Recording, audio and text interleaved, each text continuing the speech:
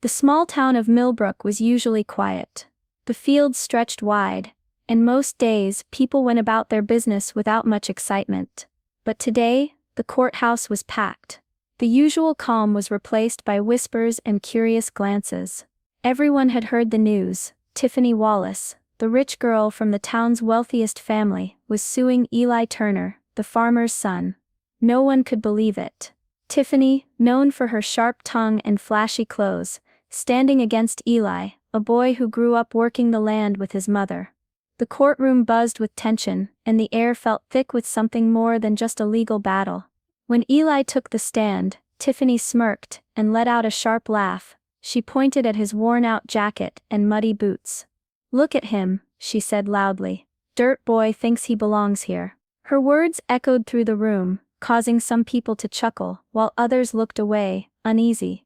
Everyone was waiting, wondering what would happen next. No one expected the story Eli was about to tell. Tiffany Wallace wasn't just rich, she was the daughter of the town's most powerful man, Mr. Wallace, who owned the big estate, and many of the farms around Millbrook. Tiffany grew up with everything she wanted: designer clothes, fancy cars, and a life far removed from the dusty fields and hard work that defined the rest of the town. She had always looked down on people like Eli Turner. Eli was different. He was the son of Mary Turner, a single mother who worked tirelessly to keep their small farm alive. Eli spent his days helping with the crops, fixing fences, and taking care of his mother. He wasn't wealthy or flashy, but he had a quiet strength that people respected, even if they didn't say it out loud. For years, Tiffany had made fun of Eli. In school hallways and town gatherings, she called him names and laughed at his simple clothes. Eli never fought back. He stayed silent, hoping that one day things would be different. But now, Tiffany had taken it further. She was accusing Eli of stealing something valuable from her family, a family heirloom that had been in the Wallaces for generations. The whole town was divided. Some believed Tiffany, thinking a poor boy like Eli could never be honest. Others felt uneasy, wondering if there was more to the story than they knew. The courtroom was heavy with tension, as Tiffany's lawyer stood up first. His voice was sharp and confident, as he spoke about Tiffany's family, their wealth, and how Eli Turner was out of place in their world. "This isn't just about money," he said. "It's about respect, and about keeping people like Eli away from what doesn't belong to them." Eli sat quietly, his hands trembling slightly as he listened. The whispers around the room grew louder. Some people looked at him with doubt, others with sympathy. No one really knew what to believe. When Tiffany took the stand, she wore a proud smile. She described the day she claimed Eli had broken into the Wallace estate. "He was sneaking around, probably looking for food or something to sell," she said with a cruel laugh. "Honestly, it was kind of funny, like a little dirt boy thinking he could steal from us." Her words cut through the room, and a few people laughed along with her. But many others shifted uncomfortably in their seats. No one wanted to believe that Eli, the quiet boy who grew up in their town, could be a thief. The judge called for order, but the damage was done. Tiffany's mocking words painted Eli as a poor troublemaker, and for a moment, it seemed like the whole town was against him. Then it was Eli's turn to speak. The room fell silent, waiting to see if the farmer's son could stand up to the rich girl's cruelty, and what he might say next. Eli stepped up slowly, his eyes fixed on the floor. His hands were rough and calloused from years of hard work, and his clothes looked plain beside the polished suits and dresses in the courtroom. He cleared his throat, trying to find his voice. At first, his words were quiet and shaky. He didn't have the confidence or the fancy words Tiffany had, but there was something honest in his tone that made people lean in closer. Instead of denying everything right away, Eli began telling a story no one expected. He spoke about his mother, Mary, who had worked for the Wallaces years ago. She wasn't just any worker, she had cared for Tiffany's grandmother when she was sick. Eli explained how his mother had been treated unfairly. One day, she was suddenly fired and accused of stealing, just like Tiffany accused him now. But Eli's mother never stole anything. The family had been humiliated, and they almost lost their small farm because of it. As Eli spoke, the room grew quieter. People began to see him not as a poor boy, but as someone carrying a heavy burden, a burden of family secrets and injustice. His voice grew stronger, as he shared something else, something that changed the whole case. He reached into his pocket and pulled out a small wooden box, worn but carefully kept. Inside was a letter written by Tiffany's grandmother, a letter no one had seen before. The courtroom gasped. Eli wasn't just a dirt boy, he was holding a truth that could turn everything upside down. Years ago, long before this court case, Eli's mother, Mary Turner, worked as a maid and gardener for the Wallace family. The Wallaces were proud and rich, and Mary did everything she could to care for the big estate. But despite her hard work, she was never treated with respect. Tiffany's father was cold to her, and Tiffany herself often looked at Mary with disdain. One winter, Tiffany's grandmother fell very ill. Mary was the only one who stayed by her side, nursing her through long nights. The grandmother had grown fond of Mary, and trusted her deeply. Before she passed away, she secretly gave Mary a small wooden box and told her it held something important, something that could change everything about the Wallace family's future. But soon after, Mary was suddenly fired. The Wallaces accused her of stealing valuable items from the estate. It was a lie. The real reason was that Tiffany's father wanted full control of the family fortune, and Mary was in the way. The false accusation broke Mary's heart, and without her job, the Turner farm almost fell into ruin. Years passed, and Mary never spoke about the box, or the letter inside it.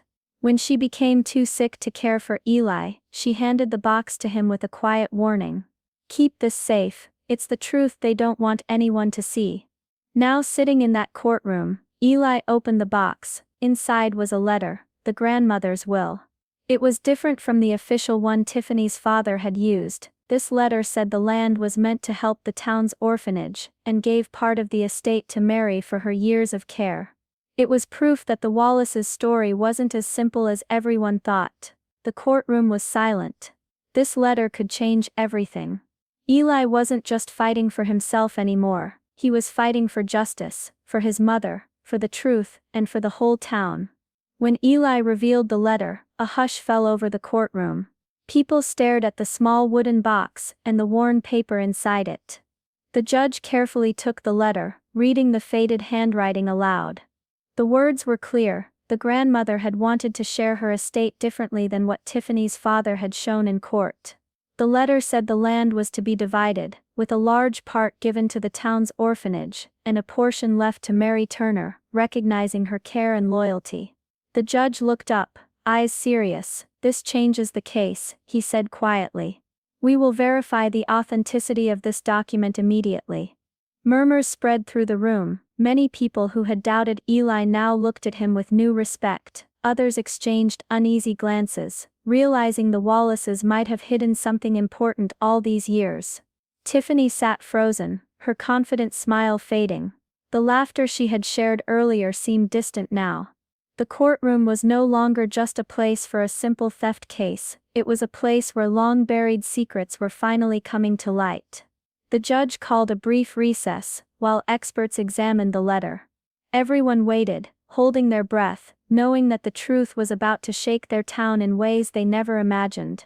Tiffany's face turned red, her eyes flashing with anger.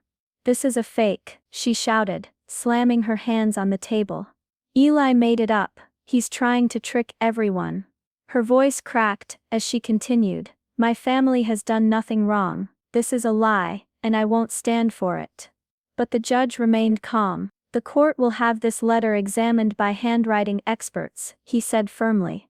"Until then, no accusations will be accepted without proof." Tiffany's father, who had been sitting quietly, now looked pale and shaken. He avoided the eyes of the courtroom, knowing the letter could undo everything he had worked for. The mood in the room shifted. The people who had once laughed at Eli now looked at Tiffany differently, her confidence shattered, her cruelty exposed. It was clear the wealthy family's story wasn't as perfect as everyone thought. Tiffany left the courtroom quickly, shoulders hunched, no longer the proud girl who laughed at the farmer's son. The town's eyes followed her, filled with a mix of pity and judgment. The case was far from over, but one thing was certain. things were changing in Millbrook, and the truth was winning. After the experts confirmed the letter was genuine, the judge made a clear decision. All charges against Eli were dropped immediately. The courtroom erupted in quiet relief and surprise. For years Eli had been seen as just a poor farmer's son, but now the truth was clear. He had been fighting for justice all along.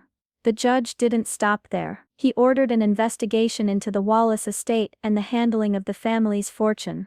The hidden will meant that the current control of the land might not be legal, and that the town's orphanage, along with Eli's family, deserved their rightful share. People in the courtroom began to applaud quietly, some wiping tears from their eyes. It wasn't just about money or land anymore. It was about fairness, about righting a wrong that had hurt so many people for so long. Eli sat back, exhausted but calm. The burden he had carried for years was finally lifting. The town that once ignored him was now looking at him with respect. For the first time, he wasn't just the farmer's son, he was a symbol of hope. Outside the courthouse, whispers spread fast. The Wallace's power was shaken, and the town of Millbrook was starting to believe in something more than wealth. They believed in truth. The road ahead was uncertain, but one thing was sure: justice had begun to heal old wounds. Eli stepped out of the courthouse, into the bright afternoon sun. The weight on his shoulders felt lighter than it had in years. As he walked down the steps, a few people from the town approached him quietly, offering handshakes and words of support. Some were neighbors who had once looked past him, others were strangers who had followed the case closely. He smiled softly, but didn't say much. His thoughts were with his mother, who had always believed in doing what was right, even when it was hard.